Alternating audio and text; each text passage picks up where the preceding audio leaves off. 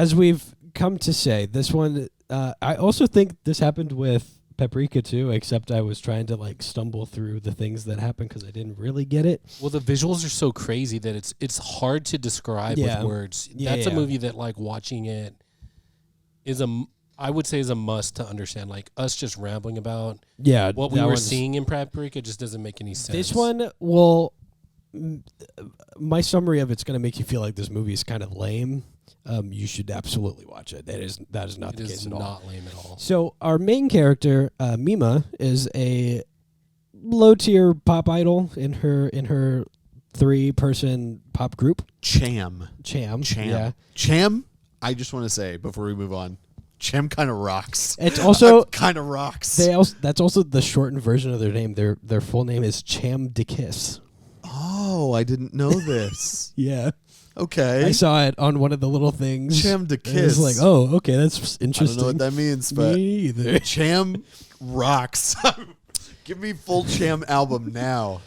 And so we get to watch them do a performance, which is actually Mima's last performance with them because she's moving on from being a low-tier pop idol to being a bit character in CSI Miami. She's trying to cross over to acting. In what's the one? Criminal Minds is basically what's happening. What's it called? It's CSI. Like double bind. Yeah, double bind. CSI Tokyo. Yeah. Except I'm not sure. I think it was like an actual full movie that they were making.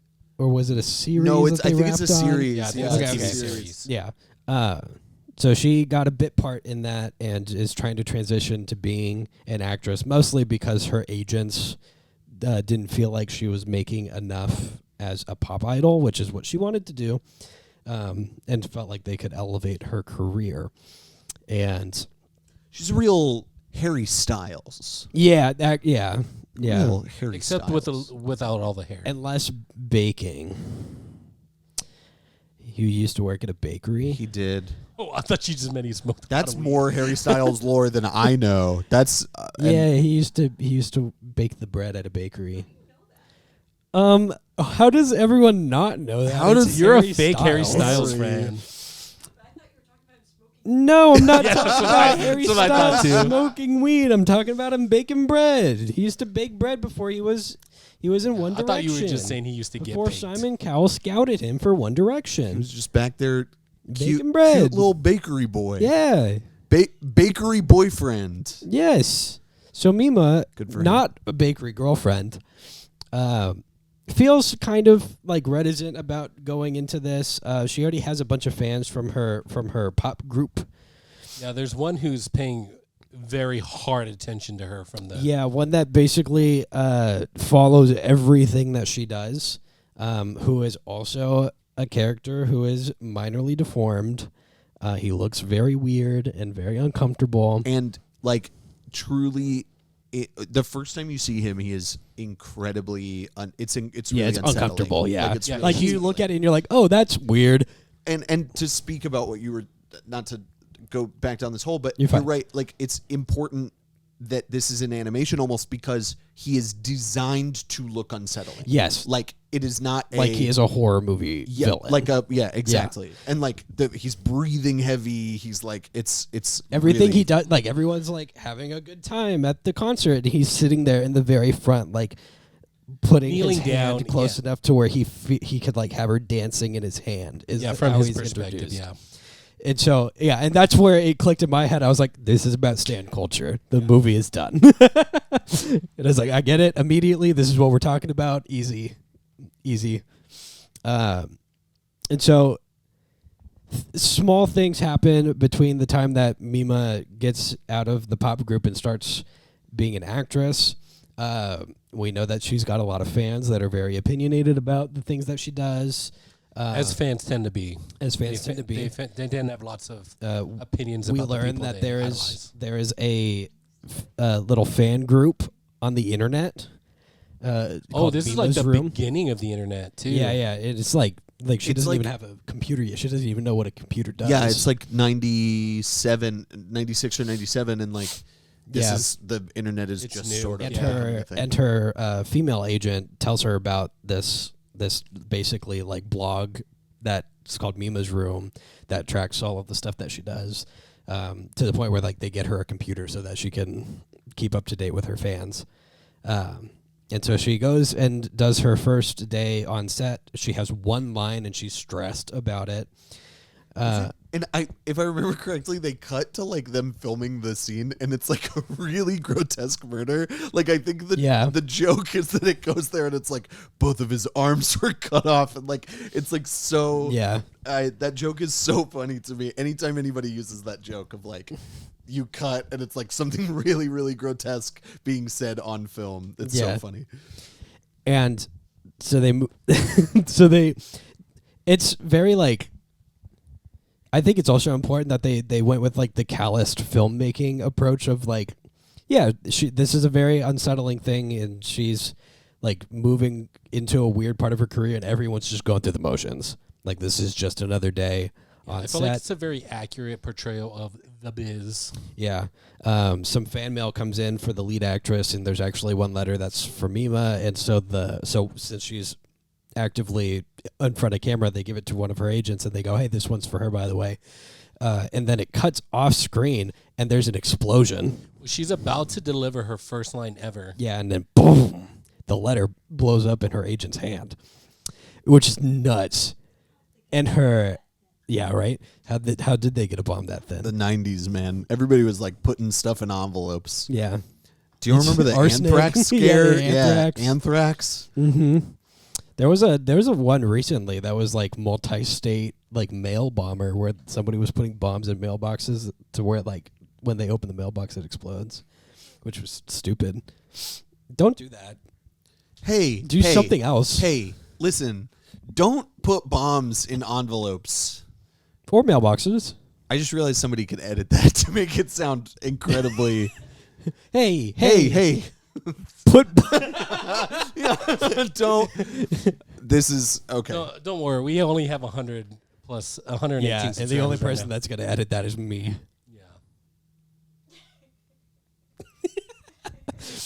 Yeah. So Mima's appropriately like, hey, should we do something about this? And everyone else goes, nope. To which I'm sure everybody was like, that's kind of weird. Why are they doing that? And I think it's because they're trying to protect her, because obviously if somebody was out to get her, they want the attention in the news. And so if they see that it worked, then they'd try something more drastic. Yeah, that's my opinion of what that was. In Criminal Minds, if it didn't make the news, it wasn't drastic enough. That's what Sybil said. Okay.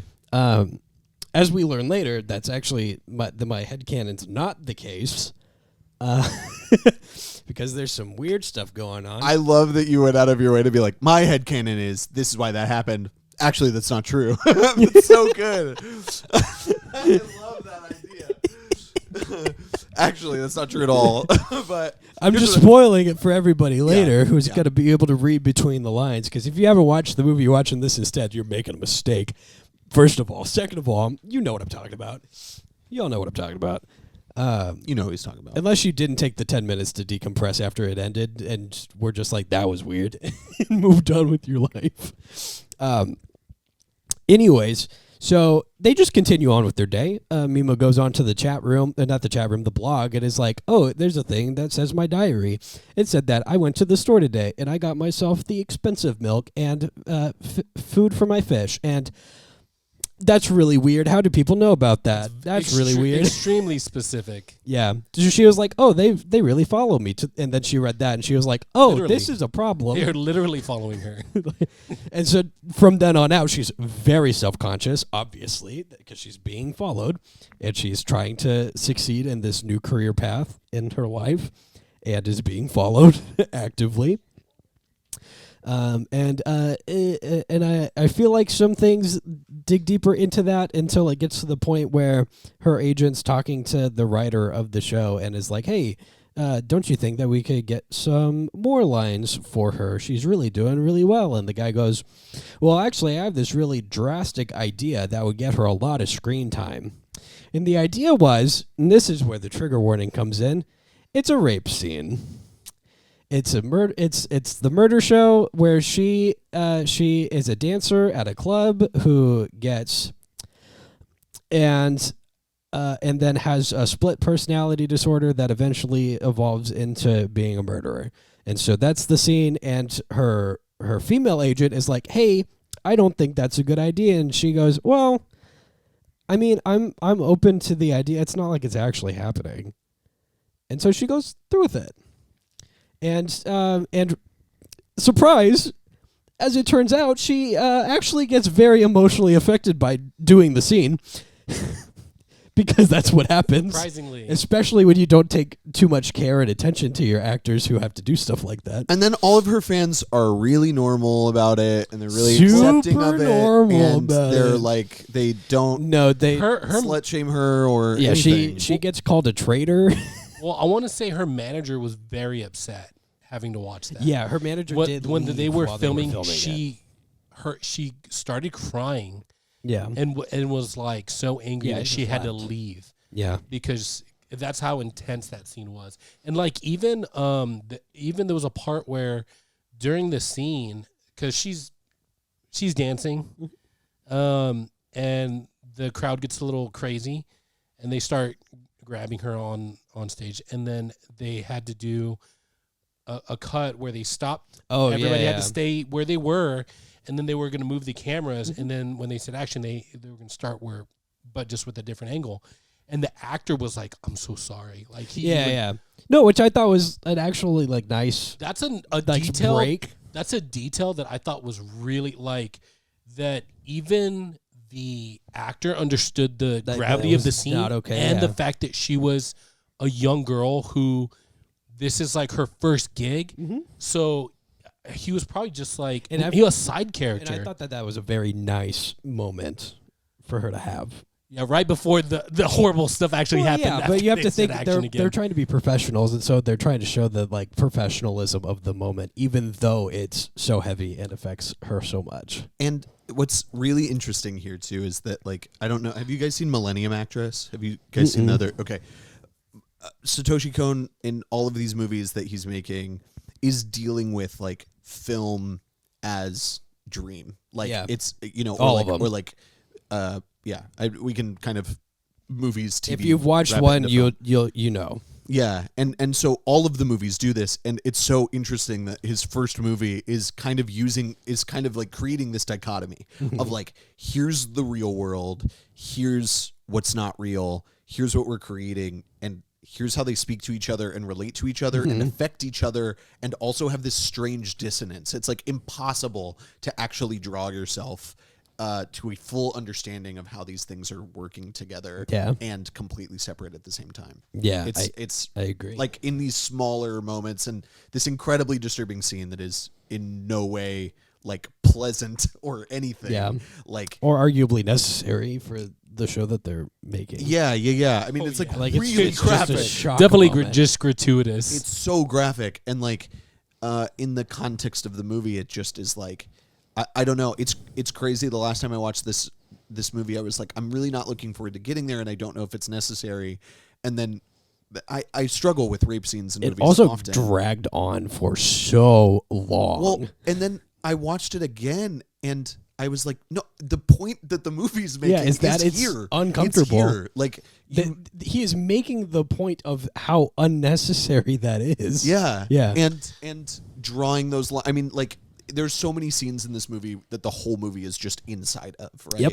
And like this is one of those this is one of those moments. Yeah. And the fact it's animation, but he captures the reality of that industry so well. I think, like I said, it's gratuitous, it's unnecessary, but yet it's there. And I think there's like that kind of, there's a lot of that exploitation of young, I'll say people in general, but I'd say with a lot of females even in America's film industry, where they're maybe pushed to, maybe sexual things way before they ever should. And since this is her first gig, I feel like that's the case. But my point was just to make that it's to me, like when I'm watching a movie, sometimes it's the little details that a director will add. To me, that little moment where the guy was like, where they had to be frozen, he just said, "Hey, I'm so sorry," like, because that just shows that Satoshi Kon is thinking about what the people are thinking about in that scene that is being animated. And it's this guy who's probably just a random extra, but he is very mindful and he understands the gravity of what they're doing, the scene that they're in, and the fact that she's young and this is her first gig, like that this guy, even though he's about to do something horrible on camera, is actually just like, hey man, like this is just for the thing. Like, I'm so sorry. Like, this is difficult for all of us. You know what I mean? Yeah. So I thought that was just a neat little detail. Sorry to It's okay. put us on a tangent for that, but so after this scene is done, we go back to seeing her ex pop group friends, and they're celebrating because one of their new singles made it into the top 100s, which has never happened for them, and so she is like there wanting to celebrate this fun achievement while also being like, I left what I loved to try to do something else that is awful, and so she dejectedly goes home to go and feed her fish, which is something that happens earlier in the movie too. But she comes back and they're dead. Her fish have died, and that sets her off. Not because the fish are dead, obviously, and is kind of fun because when a movie connects you to the main character enough, you know what's happening, but as it's happening. So I was watching it, and she was like breaking shit in her room because her fish died, and I was like, this isn't about the fish. And then she rips off all of the blankets on her bed, and she goes, of course I didn't want to do the fucking scene. Of course I didn't want to do it. And I was like, hell yeah. We're here. She's having a strong battle with her conscience and maybe even some feelings of guilt. Yeah. And so she keeps telling herself, like, this is what I chose to do. This is what I want to do. Isn't she literally like talking to herself? I don't think that happens yet. I don't think that gets there to where she's talking to Mima, the pop star. Okay. I don't think that happens quite yet. I think it does because she was seeing herself in reflections and stuff. Even in the car ride home afterwards, she looked. Yeah. You're right. So that's what I'm saying. I think that she was seeing. I think you're right. Herself, and maybe she was kind of when she looked at herself in the mirror, it was the pop star version of herself. Yeah. Who was responding to her in a way that was kind of saying like, you're ruining and yourself. She was reading the things on the blog post that were being written on her behalf, I guess, because people aren't sure whether it's actually her writing them or not. It's like, they forced me to do it. There was somebody. Help me. Yeah, there's somebody who is writing on her behalf as her that knows everything that she's doing. Yeah. And her crazy fans that are following it and listening to it. And is it at this point, remind me, that she starts to have the break in reality where she's like, am I actually writing this? And I've got this weird like separation happening from myself. Isn't this a realization that she comes upon at some point, or am I making that up? No, she does struggle with the is this actually happening? Am I having like right? Am I writing the blog and I don't know I'm writing the blog?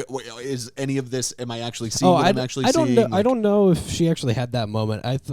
I got the impression that the entire time she was like, somebody is writing this for me, and this is not me. Okay, and I think that's what causes her to start having that like. Who's writing? Who is pop? Who is the actual pop Mima? Who is writing these accurate things? But like, is it me? I couldn't remember if that came up. Yeah. I don't think that's very far off. Because of the details, she's like, it could be me writing it, but it's obviously not because I'm not. She knows that she's not doing it, but right. The amount of detail is very concerning. Right.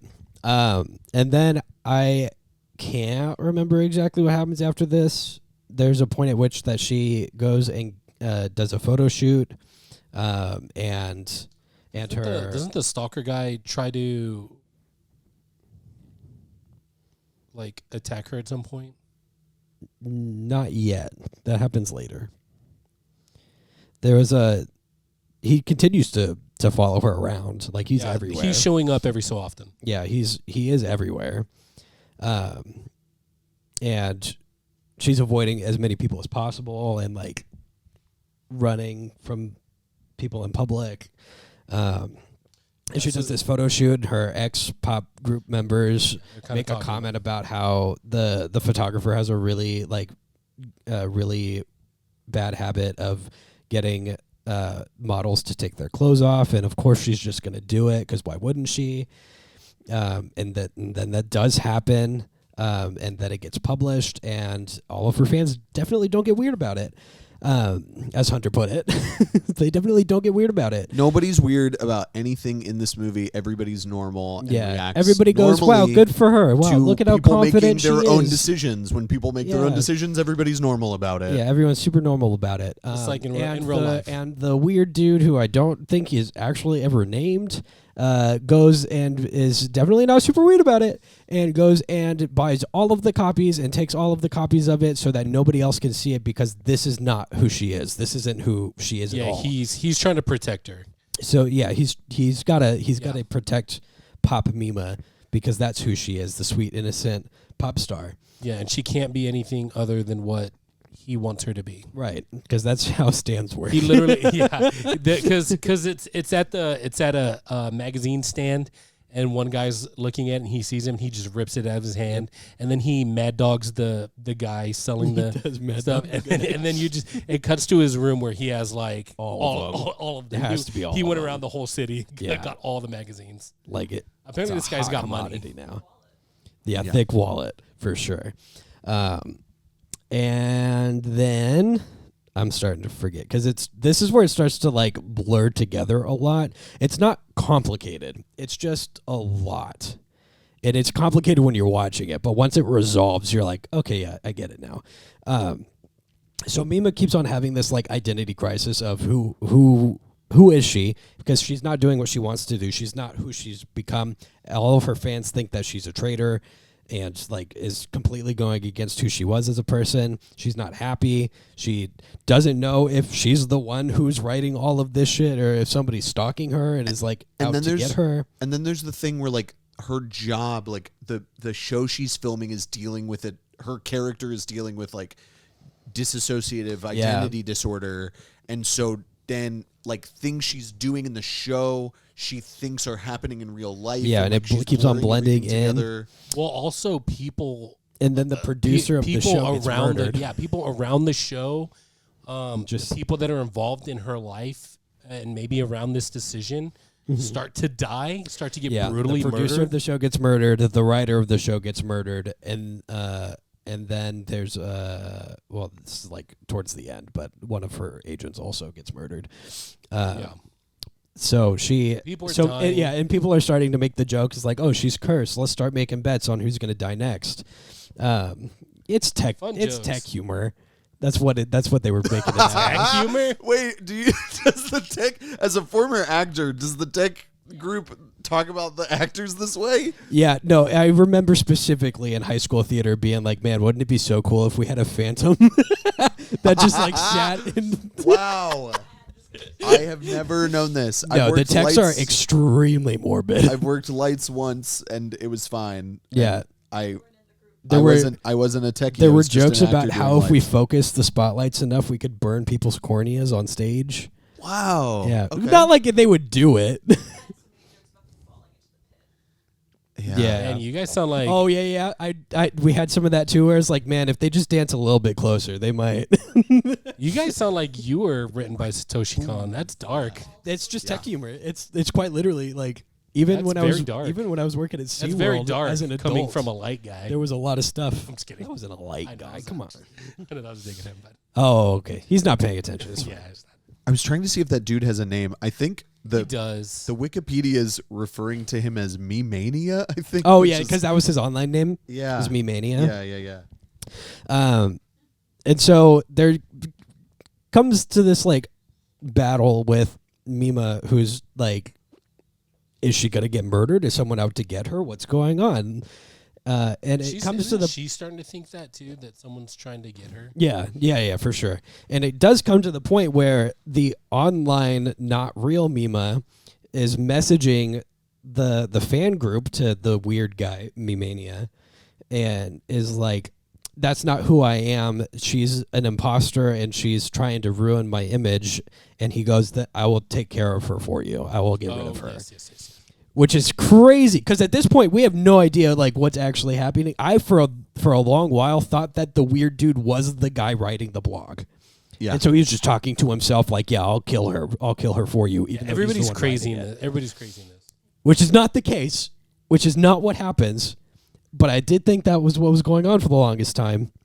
Well, Satoshi Kon made it that way. He wanted us to think that. Yeah. He was gaslighting us the whole time. He was definitely gaslighting. He was winning. He was also gaslighting Mima the whole time, too, because she also thought that might have been what was happening. Clip this. All good filmmakers are gaslighters. They all gaslight you. Gaslight, gatekeep, girl boss, baby. That's what I'm saying. Gatekeep, girl boss. Film make.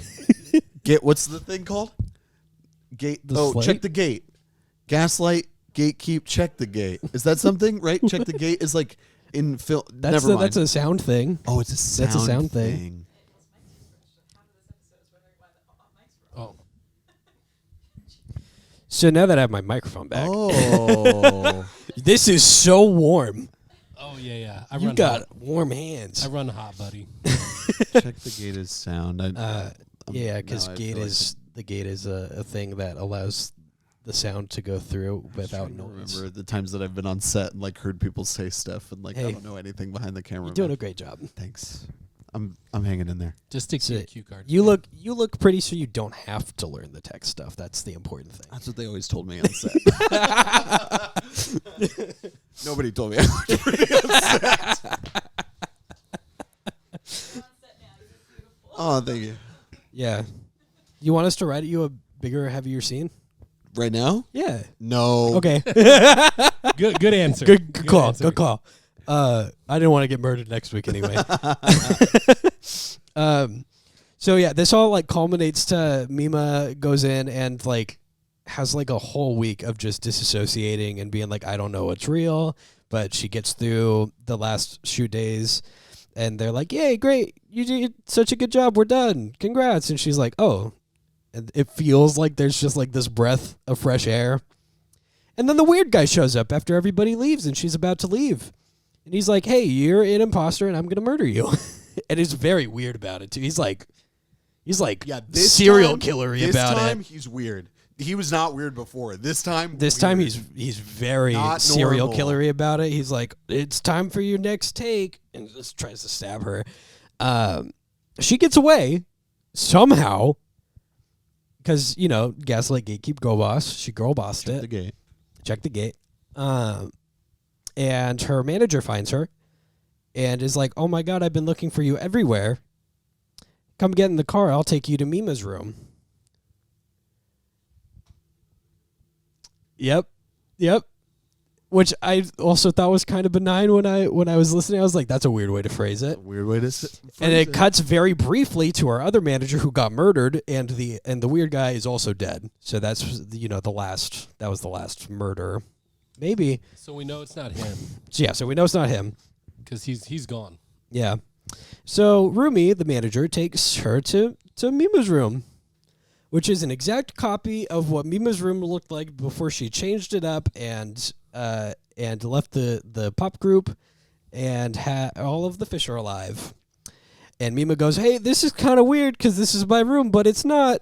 It's kind of like getting invited to a sleep no more about your life. Yeah. It's like not fun. Personal sleep no more. Not fun. If I woke up in my apartment bedroom, I think I'd jump off the balcony. Fully. It's like, I'm not doing this one again. I don't want this. Thanks. And so this is where we get like another identity struggle where Mima is seeing the Pop Mima, and Pop Mima's like, well, because the weird guy didn't do it, I guess I got to take matters into my own hands and kill you. And everyone collectively goes, she's not real, though. It's because her agent was the weird one the whole time. Her agent was the one writing the blogs. Rumi.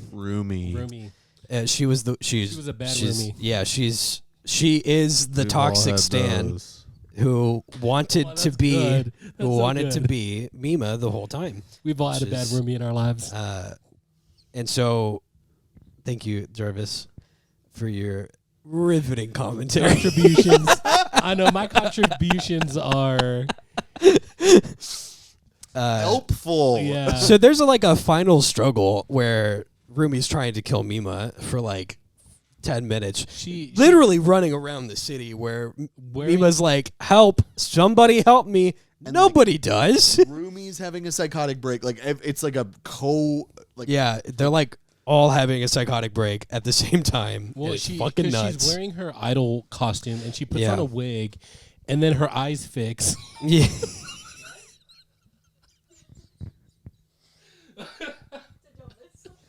No, Rumi's eyes. I like that we're now trying to explain the movie. Rumi's eyes are very far apart. Rumi's eyes are very far apart, and when she looks like Mima, her eyes back together. She looks more like Mima. It's just the identity crisis it's not thing. Real. Yeah. It's not a magic wig. It's not a magic wig. It doesn't just fix her eyes, but it's funny to say that because it does. When she's wearing the wig, she looks like me. Apparently a little too much. Yeah, they get to a struggle, and then she falls on some glass in the window. And Rumi falls on some glass and cuts her stomach open, and then stumbles into the street where she's like, "Yeah, if I'm gonna die, I might as well die now." And then Mima jumps in front of the truck and saves them both.